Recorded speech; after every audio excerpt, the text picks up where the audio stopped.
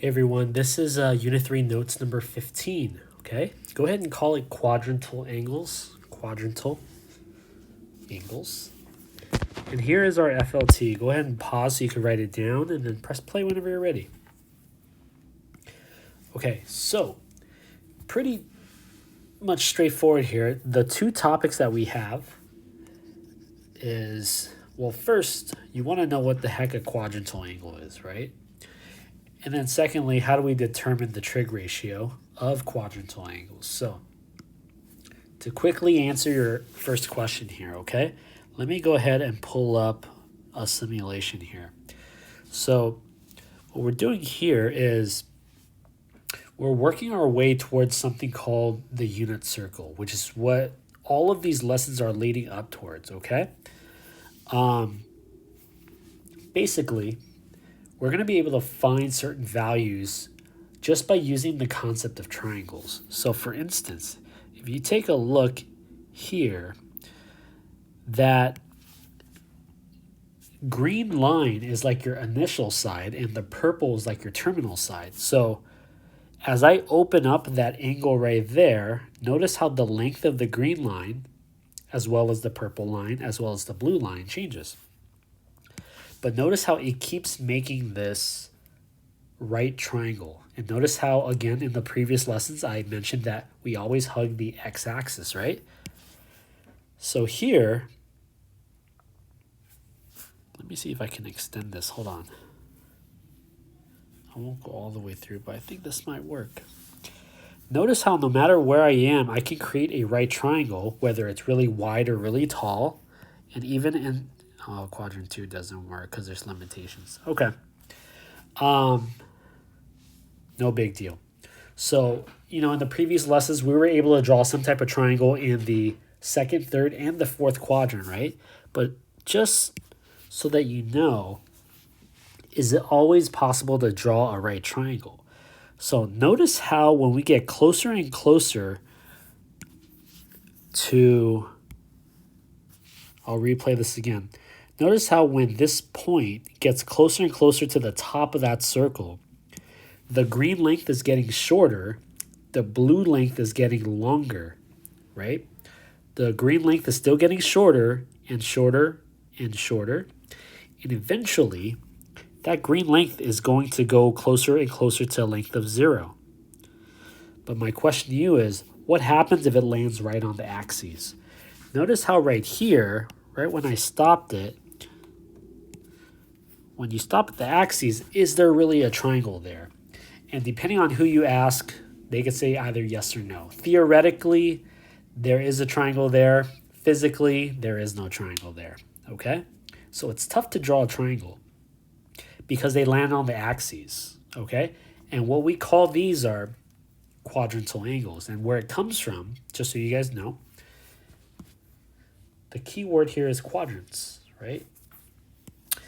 I've been prepping you guys throughout the last few set of notes that there are 4 quadrants. 1, 2, 3, and 4. Notice how we go counterclockwise there, right?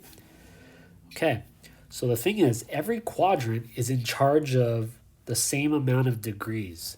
So for instance, if I traveled from here to here, that's a total of 90 degrees. If I travel just from here to here, that's another 90 degrees. Another 90 degrees, and then another 90 degrees. If you have 4 of those rotations, you get a total of 360 degrees, which is our circle. So every quadrant is in charge of having 90 degrees, right? So a quadrantal angle is an angle that is in an increment of 90 degrees. So some examples of quadrantal angles.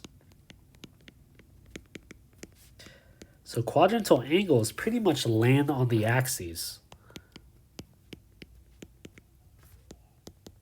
And then axes, A-X-E-S, is plural for axis, more than one. So when it lands on the axes, you could either land on, up here would be 90 degrees. If you travel another 90, that'll be 180 degrees on the left here. If you travel another 90 degrees, that'll be 270. And if you travel the full circle, that's pretty much 360 degrees, which is also where you started. okay, 0 degrees. So pretty much quadrantal angles are angles that land or are in increments of 90 degrees. They land on the axes, okay? So we have to kind of take care of these because it's not really easy to visualize what that triangle would look like. And honestly, I wouldn't want you guys to draw these out, even though theoretically you can. Now, this is basically something that will be explained later on as we know more regarding the graph of each function, okay? So what I want you guys to do right now is to turn on your calculator and remember that there are 2 different types of calculators, so you want to remember which type you have.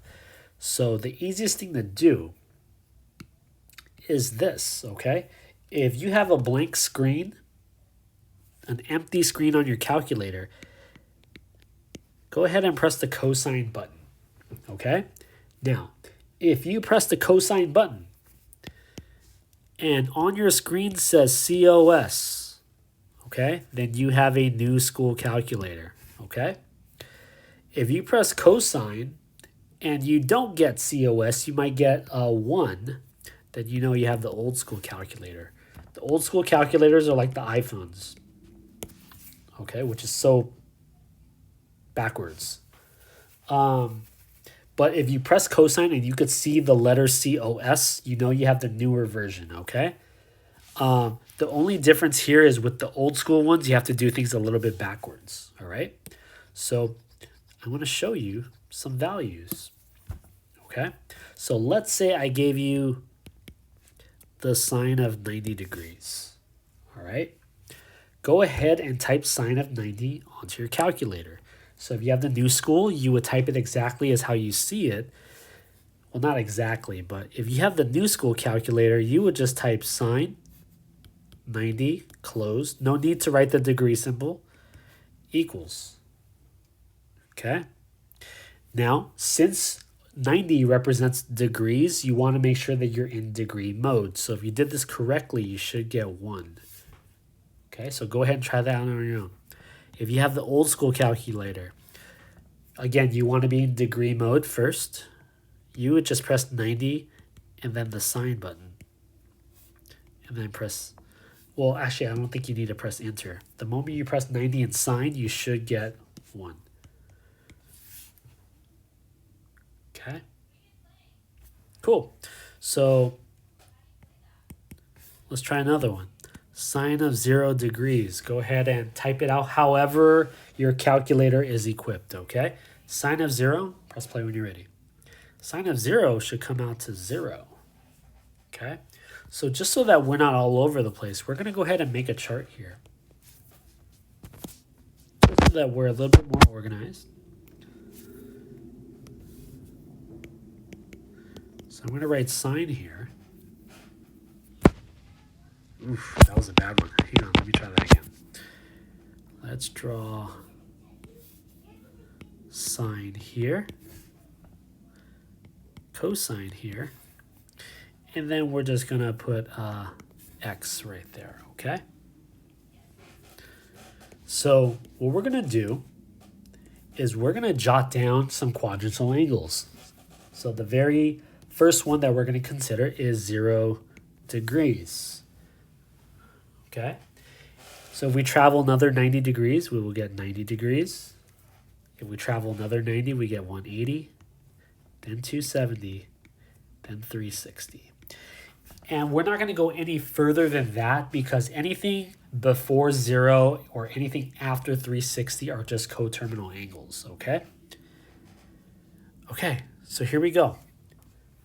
What we're going to do is jot down what we have so far. So we know that the sine of 90 is already 1, so I'm going to put 1 in there. I know that the sine of 0 degrees come out to 0, so I'm going to put 0 right there. I want you to go ahead and figure out what the remaining sine values are. The sine of 180, the sine of 270, and the sine of 360. Press play when you're ready. Okay, you should have gotten 0 for the sine of 180, -1 for the sine of 270, and 0 for the sine of 360. Okay, some things you want to note.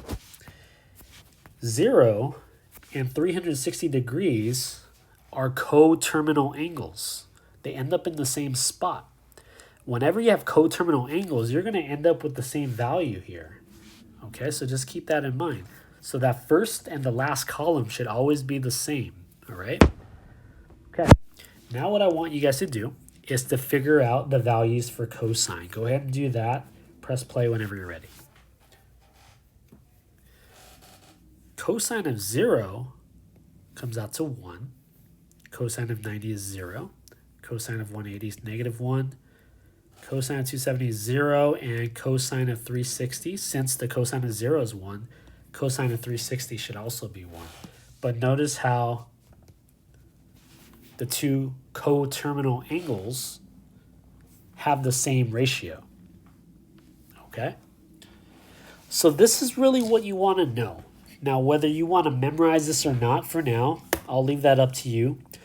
More on why these values are the way that they are, more of that explanation will come out later once you know a little bit more about the graphs. Okay? So, here's some things that you want to know. And I'll leave a little bit of space for that table there, okay? Sometimes they'll incorporate the other trig functions, okay? Here's what you guys want to know. Sine of theta, okay, is the same thing as finding the opposite over the hypotenuse, okay? Cosine of theta is the same thing as adjacent over hypotenuse. Don't forget SOHCAHTOA, right? Now, what if I did something really weird and just decided to divide sine over cosine? Right? There is a reason for this, and you guys are going to see it very soon. If I'm dividing sine with cosine, then that means I'm dividing the ratios as well. That means I'm taking opposite over hypotenuse, and I'm dividing it with adjacent over hypotenuse. Okay? It looks a little weird because we don't have values here, so bear with me. Think back to how we divide fractions. We were taught that when you're dividing a fraction, you multiply by the reciprocal of what you're dividing. Okay, some people like to call it KFC. I really hate that. But what you do is you keep that first one, but you multiply by its reciprocal. Remember, reciprocal means to just flip numerators with denominator. Reciprocal does not mean opposite. Make sure you guys know the difference, okay? So here, the reciprocal would be hypotenuse over adjacent, okay? So even though these aren't values, they represent numbers. And if you have a hypotenuse up here and a hypotenuse down here, they could actually reduce out or cancel, as some people call it. So you're left with opposite on the top over adjacent at the bottom. Now, what represents opposite over adjacent?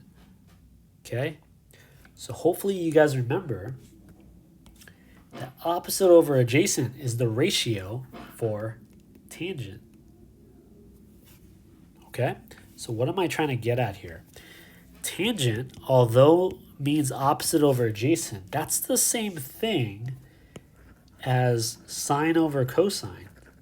It's just another way of writing it, okay? So tangent theta is the same thing as taking sine and dividing it by cosine, okay? Now, how is this beneficial, right? So we go back to our table up here.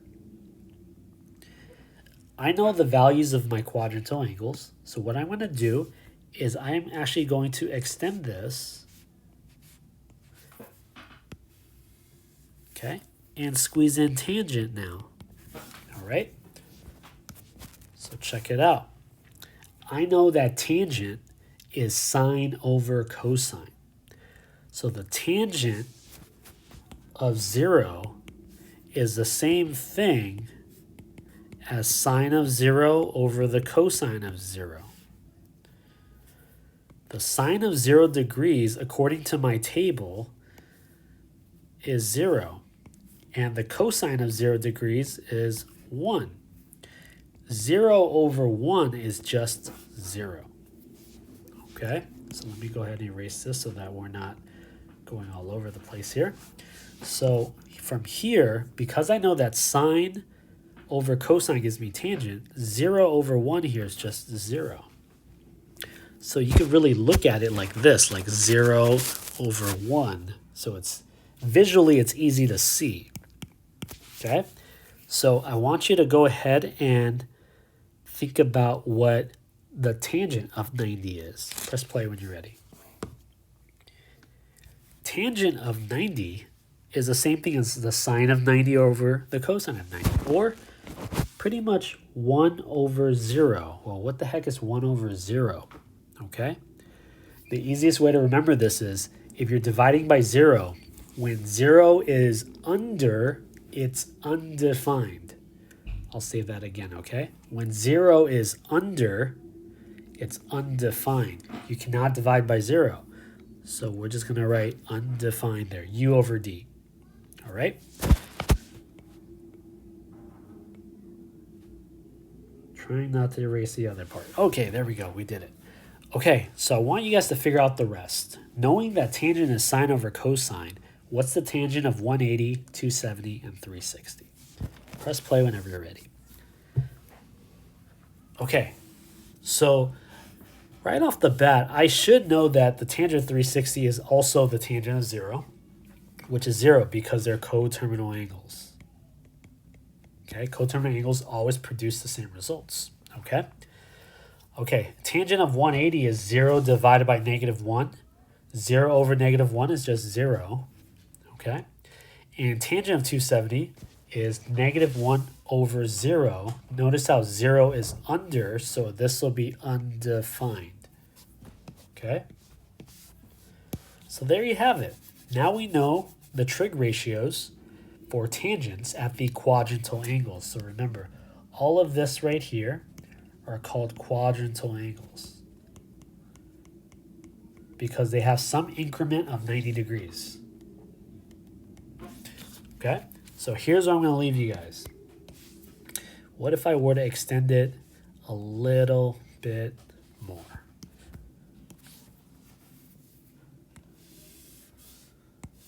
Okay, I'm going to create 2 more sections, okay? I am going to write secant of x and cosecant of x. I want you to think about how you would figure out these values. Because if you take a look, oh, I think I'm missing one. Whoops. Let me extend it a little bit more. Oof. Let me go ahead and write cotangent x, secant x, and cosecant x in that specific order, okay? How would we figure out the remaining 3? Right? You know, in geometry or in IM2, you guys discovered sine, cosine, and tangent. And then all of a sudden, there's these magical 3 trig functions that we never discussed, right? How would you figure these out? Think about it. Pause. Really reflect on this because you have everything that you need to answer this question, okay? Press play when you're ready. Okay.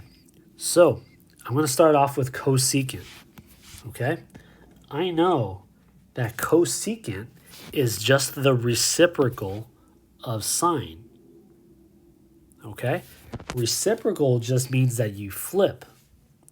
So for instance, the sine of 0 is 0 right here. Okay? And then you could kind of imagine an invisible 1 at the bottom there. So cosecant would just be 1 over 0. But what's 1 over 0? That's really just undefined because 0 is under. Okay, so let's try that again. Sine of 90 is 1. I'll put an invisible 1 underneath it. If I were to flip that, I would just get 1 over 1, which is just 1.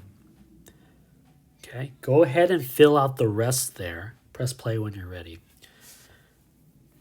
Okay, sine of 180 is 0 over 1. Okay, and I'm using dotted because it's being treated as something invisible there, okay? So the cosecant of 180 should be 1 over 0, which is undefined. All right. Cosecant of 270 should be 1 over -1, which is just -1. And lastly, if sine of 360 is 0, cosecant is just the reciprocal of 0, which is undefined. Okay? So, there you have it. What I want you to do now is think, how can I get secant? Okay? Think about that for a second. How can I get secant? All of the values for secant there. Press play when you're ready. Okay, secant is related to cosine in that secant is the reciprocal. Okay, so the reciprocal of 1 is just 1. Okay, and you could put in those invisible ones if that helps you, okay? The cosine of 90 is 0 over 1. So the secant of 90 would be 1 over 0, which is undefined. And some of you may be noticing patterns already, which is good. Okay, fill out the rest here for the secant of 180, 270, and 360. Okay, so you should have gotten -1, undefined, and 1.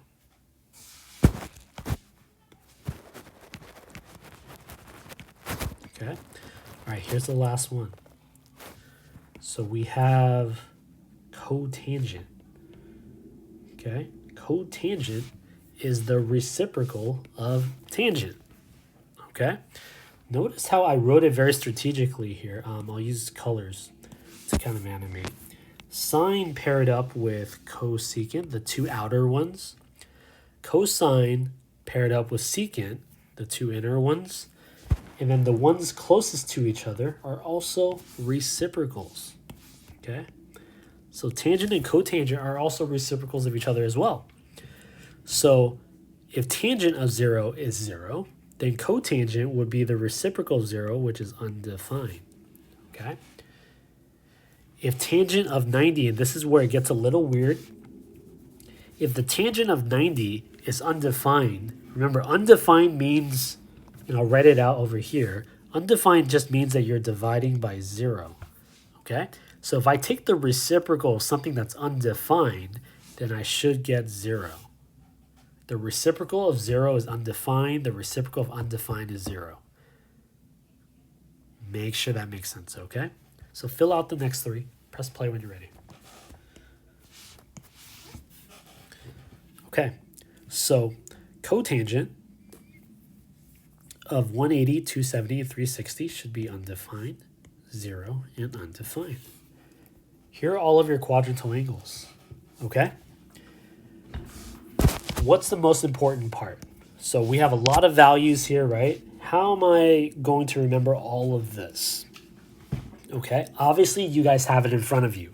The point is not for you to be able to just get from this chart and then use it, okay? Because you want to make sure that you understand how everything is connected. So here's what you do. Cosecant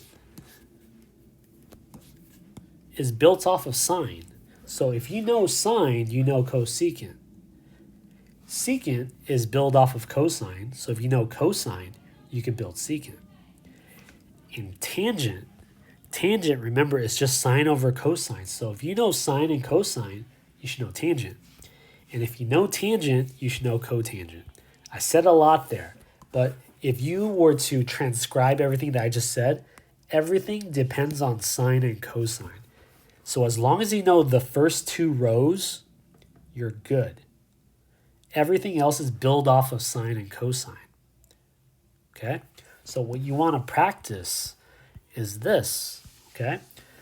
You need to quickly be able to identify. So if I ask you what's the sine of 0 or the cosine of 180, you know, at first you're going to use your calculator to get used to it, but just like your times tables, right? You want to be able to remember these. It just helps you evaluate quicker, right? And although speed is not the only focus, it does certainly help, okay? So what you want to do here is at least try to memorize the first two rows. Okay, so let me give you an example of what you might do before I end this video. So for instance, I might ask you, well, what's the tangent of 270 degrees? Okay, so in my mind, I'm thinking, okay, I know that tangent is just the sine of 270 over the cosine of 270. Okay, and I remembered that 270 for sine, it's -1. And cosine of 270, that's 0. So I know that that's going to be undefined. Okay, and that's what you guys want to practice. It's not about just having this in front of you. Okay, you want to be able to remember the first two rows. Okay, that's it. Everything else is built off of it. So lastly, if I ask you for the secant of 180, I know that secant is just the reciprocal of cosine. Okay, so for cosine of 180, I know that that's going to come out to -1. And 1 divided by -1 is -1. That is what you guys are practicing. And you can build up your speed as you go, but first work on accuracy, then work on speed. Okay? There is a Delta Math assignment that times you. Remember, take all the time you need, work on accuracy first, and then start building up your speed afterwards, all right? These are all of the angles where you can't really draw a triangle. Quadrantal angles. They are in increments of 90 degrees. Okay? That's it.